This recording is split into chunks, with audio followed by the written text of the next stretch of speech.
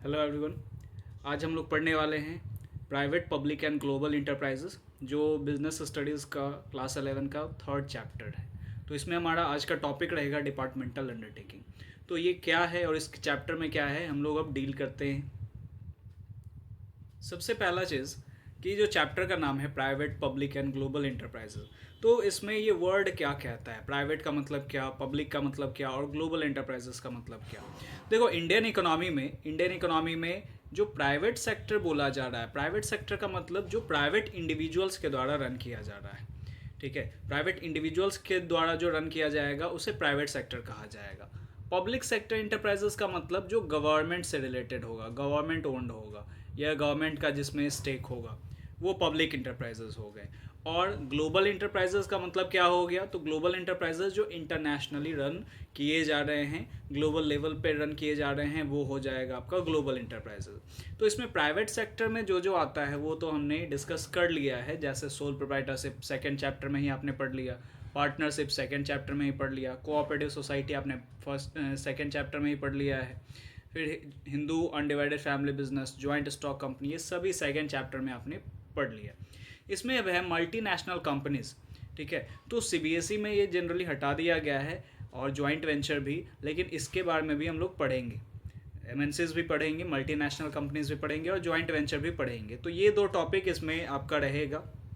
और public sector में आपका आ गया departmental undertaking, public private enterprises, statutory corporation and government companies. ठीक है, तो पब्लिक एंटरप्राइजेज जो गवर्नमेंट से रिलेटेड होंगे, गवर्नमेंट का जिसमें स्टेक होगा, शेयर्स होगा। तो हम लोग को मेनली पब्लिक सेक्टर और ग्लोबल इंटरप्राइजेस के बारे में पढ़ना है, एमएनसीज के बारे में पढ़ना है और यहाँ पे पब्लिक सेक्टर के बारे में पढ़ना है। आगे हम लोग स्टार्ट करते हैं। तो इसमें सबसे पहला हमारा जो गवर्नमेंट इंटरप्राइज है वो है डिपार्टमेंटल अंडरटेकिंग। तो डिपार्टमेंटल अंडरटेकिंग आखिर होता क्या है, देखो है क्या कि जो गवर्नमेंट है, तो गवर्नमेंट भी कुछ ऐसे बिजनेस रन करती है जिससे उसका रेवेन्यू जनरेट होता है। गवर्नमेंट का मेन रेवेन्यू कहाँ से जनरेट होता है, तो गवर्नमेंट का मेन रेवेन्यू तो टैक्स से जनरेट होता है। ठीक है, लेकिन इसके अलावा भी गवर्नमेंट रेवेन्यू जनरेट करती है बहुत सारे बिजनेसेस से। ठीक है, तो उस बिजनेस को नाम क्या क्या दिया गया है, किस तरह का वो बिजनेस है। सबसे पहला डिपार्टमेंटल अंडरटेकिंग जो आया, तो डिपार्टमेंटल अंडरटेकिंग में है क्या, देखो यहाँ पे क्या है, दीज आर एस्टैब्लिश्ड, यहाँ पे डिपार्टमेंटल होगा, okay. These are established as department of the ministry. सबसे पहला गवर्नमेंट ने क्या किया, जो भी काम है तो काम को अलग अलग मिनिस्ट्री में बांट दिया है। ठीक है, तो अलग अलग जो ये मिनिस्ट्री में बांट दिया गया है कामों को, ठीक है, यानी बिजनेस वो रन करेगी, तो मिनिस्ट्री, ये जो डिपार्टमेंट्स हैं जो कंसर्न मिनिस्ट्री के द्वारा क्या हो जाएंगे, ऑपरेट होंगे। तो डिपार्टमेंटल अंडरटेकिंग ऐसा बिजनेस है, ऐसा यहाँ पे आप कह सकते हो कि बिजनेस डीलिंग है या फिर एक्टिविटीज़ है ना, जो हमारे इकोनॉमी में जो जो इम्पोर्टेंट टास्क हैं उसको अलग अलग रूप दिया गया है। तो यहाँ पे उन सभी के लिए एक कंसर्न मिनिस्ट्री बना के रखा हुआ है। जैसे रेलवे डिपार्टमेंट के लिए, तो रेलवे के लिए अलग मिनिस्ट्री बनाया हुआ है, रेलवे मिनिस्ट्री का बना हुआ है। ठीक है, फिर इंटरटेनमेंट में जैसे अब क्या हो गया कि ऑल इंडिया रेडियो हो गया या दूरदर्शन हो गया, ये सभी बना हुआ है। पोस्टेज के लिए तो पोस्ट एंड टेलीग्राफ डिपार्टमेंट बने हुए हैं। तो गवर्नमेंट ने अपने आप को क्या किया है, सभी अलग अलग डिपार्टमेंट्स में बांट दिया है काम के अकॉर्डिंगली। ठीक है, and are financed, managed, control by either central government और स्टेट गवर्नमेंट, या तो सेंट्रल गवर्नमेंट या स्टेट गवर्नमेंट से फाइनेंस्ड, मैनेज या कंट्रोल होती है। तो मेन यहाँ पे है कि कंसर्न मिनिस्ट्री जब डील करेगा एक पर्टिकुलर एक्टिविटी को, तो उसी को डिपार्टमेंटल अंडरटेकिंग कहते हैं। They have not been constituted as autonomous or independent institution and as such are not independent legal entities. ये गवर्नमेंट से कुछ अलग नहीं है, ये गवर्नमेंट का ही इंटरप्राइज है। ठीक है, तो इसमें यही बोला गया कि ये ऑटोनोमस बॉडी नहीं है, यानी इंडिपेंडेंट बॉडी नहीं है, ये गवर्नमेंट का ही पार्ट है। They act through the officers of the government and its employees are the government employees. ये ऑफिसर्स के थ्रू, जो गवर्नमेंट के ऑफिसर्स होते हैं उसके थ्रू एक्ट करते हैं, और इसके जो एम्प्लॉयज़ होते हैं उन्हें ही क्या कहा जाता है, गवर्नमेंट एम्प्लॉयज़ कहा जाता है। तो एग्जाम्पल के तौर पे हम लोग इसका देख सकते हैं इंडियन रेलवे। देखो ये इंडियन रेलवे हो गया। पोस्ट एंड टेलीग्राफ डिपार्टमेंट जो पोस्ट सर्विसेज होते हैं, है ना, इंडिया पोस्ट हो गया, ऑल इंडिया रेडियो, फिर दूरदर्शन। ठीक है, ये सभी डिपार्टमेंटल अंडरटेकिंग में आ जाते हैं। आगे हम लोग देखते हैं उसके कुछ फीचर्स। तो यहाँ पे क्या है, सबसे पहला फॉर्मेशन किस तरह का होगा, तो these are formed as government department by the government. Government ने ही अपने काम को क्या किया है, अलग अलग पार्ट्स में बांट दिया है ना, डिपार्टमेंट्स में बांट दिया है। तो वो कंसर्न डिपार्टमेंट के ही थ्रू क्या होता है, फॉर्म होता है। Each government department is associated with special ministry. तो अलग अलग मिनिस्ट्री से ये लोग क्या होते हैं, जुड़े हुए रहते हैं। जैसे अगर अभी हम लोग बात करें किसका, तो इंडियन रेलवे का, तो रेलवे मिनिस्ट्री यहाँ पे हो गया, मिनिस्ट्री ऑफ रेलवे हो गया। उसी तरह से हर एक का अलग अलग स्पेशल मिनिस्ट्री होगा और वो मिनिस्ट्री ही उसे क्या करेगा, मैनेज करेगा। नेक्स्ट है ओनरशिप। तो ownership lies compulsorily with the government. यहाँ पे कोई सेपरेट एंटिटी नहीं है, गवर्नमेंट के ही पास ओनरशिप होगा पूरा का पूरा। मैनेजमेंट किसके हाथ में होगा, तो these are manage by ministry concern. जो भी कंसर्न मिनिस्ट्री होंगे, जैसे आपका पोस्टेज डिपार्टमेंट वाला हो गया तो इंडिया पोस्ट का जो मिनिस्ट्री होगा उसके अंडर होगा ये, ठीक है। इंडियन रेलवे हो गया तो मिनिस्ट्री ऑफ रेलवे हो गया आपका, ठीक है। तो रेलवे मिनिस्ट्री उसे मैनेज करेगी। तो हर एक के लिए कंसर्न मिनिस्ट्री बना के रखा गया है और वो मिनिस्ट्री ही उसे क्या करेंगे, मैनेज करेंगे। नेक्स्ट है no separate legal entity, no separate existence. यहाँ पे सेपरेट एग्जिस्टेंस यानी ओनरशिप और मैनेजमेंट में कोई सेपरेट एग्जिस्टेंस नहीं है, ठीक है। तो यहाँ पे एग्जिस्टेंस का मतलब आप ये समझ लो कि ओनरशिप भी गवर्नमेंट के ही पास है और मैनेजमेंट भी गवर्नमेंट के ही पास है। These undertaking do not have any existence of their own. अपना इनका कोई एग्जिस्टेंस नहीं है। In other words they can not have any property in their own name. They cannot file any court case against anyone without the permission of government and nobody can sue them, ठीक है। तो ये किसी पे case file नहीं कर सकते हैं और इस पर कोई केस फाइल नहीं कर सकता है क्योंकि ये गवर्नमेंट का बॉडी है, इसका स्पेशल क्राइटेरिया होता है, स्पेशली ये रन होता है, ठीक है। नेक्स्ट है फाइनेंसिंग। तो फाइनेंस कहाँ से आएगा, इन सभी डिपार्टमेंट में फाइनेंस कहाँ से आएगा डिपार्टमेंटल अंडरटेकिंग का। तो इंडिया में जो बजट, एनुअल बजट जो बनता है, तो एनुअल बजट में ही इसका फाइनेंसिंग किया जाता है। जो भी कंसर्न मिनिस्ट्री होंगे सभी को अलॉट किया जाता है एनुअल बजट में ही।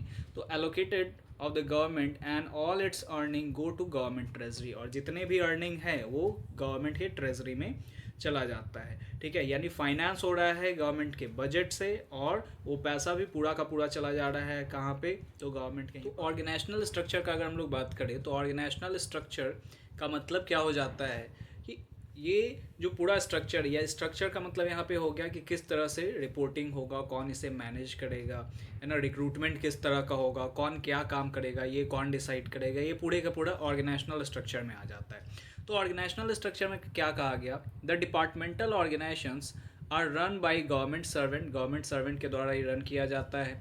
Recruited directly by the government, directly government के ही थ्रू रिक्रूटमेंट होता है।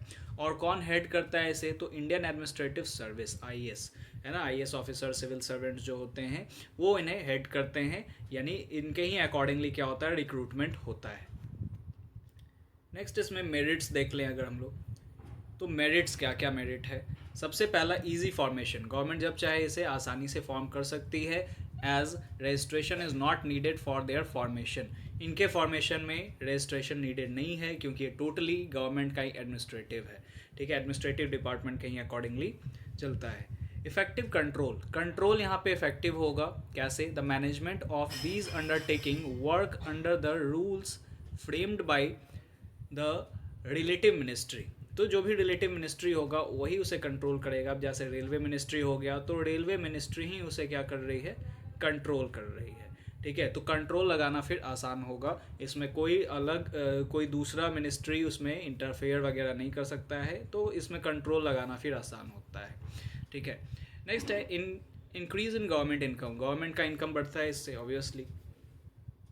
नेक्स्ट है decrease in tax burden, tax burden घटता है कैसे, government put taxes in the public to meet its expenditure, but this need is naturally fulfilled as soon as departmental undertaking have their own income. As a result government lessens the burden of taxes on the public.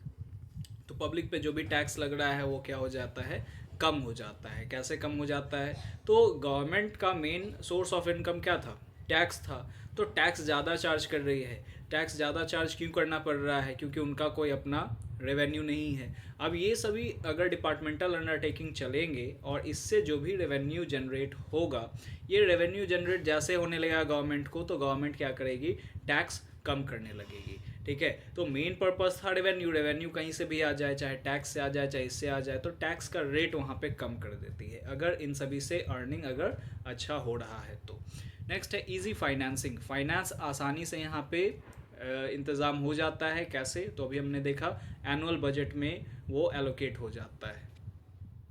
कुछ इसके demerits है, limitations है, वो देख लेते हैं। तो सबसे पहला है लैक ऑफ प्रॉम्प्ट एक्शन, क्योंकि कंसर्न मिनिस्ट्री है, centrally control managed and excessive formalities generally cause delay in taking decision. अब कोई भी अगर डिसीजन लेना है तो पूरे मिनिस्ट्री को, जो भी उसमें कंसर्न मिनिस्टर्स होंगे, है ना, सेंट्रल गवर्नमेंट से वहाँ पे परमिशन लेना पड़ेगा और काफ़ी फॉर्मेलिटीज़ यानी पेपर वर्क भी काफ़ी होता है।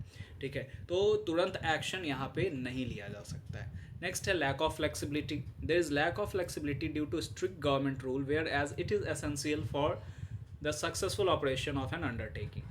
ठीक है, तो अब गवर्नमेंट रूल के अकॉर्डिंगली यहाँ पे चलेगा, अपने अकॉर्डिंगली फ्लेक्सिबल नहीं होता है। कुछ क्रिएटिविटी वगैरह आप यहाँ पे नहीं लेके आ सकते हैं, या एम्प्लॉयज़ अगर चाह लेंगे कि कुछ चेंजेस हो जाए तो नहीं होगा। गवर्नमेंट और ऊपर से जो आया है ऑर्डर, वही ऑर्डर को क्या किया जाएगा? फॉलो किया जाएगा, और जो कि ज़रूरी भी है यहाँ पे। नेक्स्ट है increase in tax burden. Tax burden बढ़ जाता है। The burden of heavy losses of departmental undertaking falls on government exchequer. The government levies taxes on the general public to compensate such losses. अब अगर इन सभी firm का अगर क्या हो रहा है कि लॉस में अगर जा रही है, तो गवर्नमेंट का जो खर्च है वो बढ़ जाएगा, और जिसका भुगतान किसको करना पड़ेगा? जनरल पब्लिक पे ही आता है। टैक्स बढ़ा देगी गवर्नमेंट। नेक्स्ट है more political interference. Political interference काफ़ी होता है इसमें। Departmental undertakings are run under the supervision of minister. The minister being a representative of the political party gives more priority to the benefits of the party than the benefits of the country. तो party के benefit पे generally अगर focus करने लगते हैं, जो कि काफ़ी गलत बात है, और इसी के वजह से उनका इंटरफेरेंस बढ़ जाता है। नेक्स्ट है रेड टैपिज्म। रेड टैपिज्म बहुत ही इंपॉर्टेंट एक वर्ड है आपका, जो आपको जानना चाहिए। रेड टैपिज्म का मतलब क्या हो जाता है? आपने भी, आप अभी कभी गवर्नमेंट ऑफिसेज वगैरह विजिट करोगे तो अधिकतर जगह पे आप देखोगे क्या कि इस तरह से फाइल बंधे हुए रहते हैं। रेड टेप में क्या होता है, वो फाइल वो बंधे हुए रहेंगे और रखा हुआ रहेगा, है ना, वो उसके रैक वगैरह पे रखा हुआ रहेगा, सेल्फ पे रखा हुआ रहता है।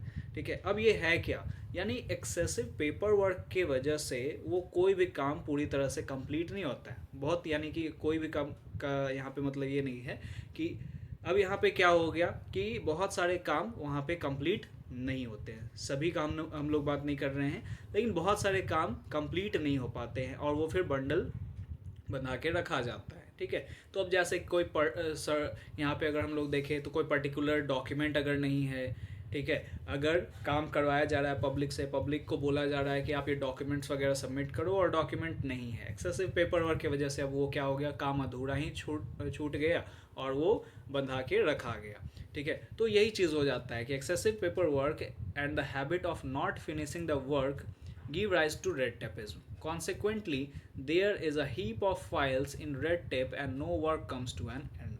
तो ये काफ़ी हमारे कंट्री के लिए एक तरह का प्रॉब्लम है, बहुत बड़ा प्रॉब्लम है रेड टैपिज्म। तो रेड टैपिज्म हमारा ट्रांसपेरेंसी से ही ख़त्म हो सकता है, और जब पेपर वर्क हमारे कम हो जाएंगे जनरली, ठीक है, तो फिर क्या हो जाएगा कि आसानी से ये सभी काम कंप्लीट होगा और पब्लिक को भी वहाँ पे काफ़ी फ़ायदा होगा। तो ये आपका डिपार्टमेंटल अंडरटेकिंग का एक टॉपिक था। नेक्स्ट क्लास में आगे हम लोग कुछ और टॉपिक्स को करेंगे इस चैप्टर से। Okay, thanks for watching, thank you everyone.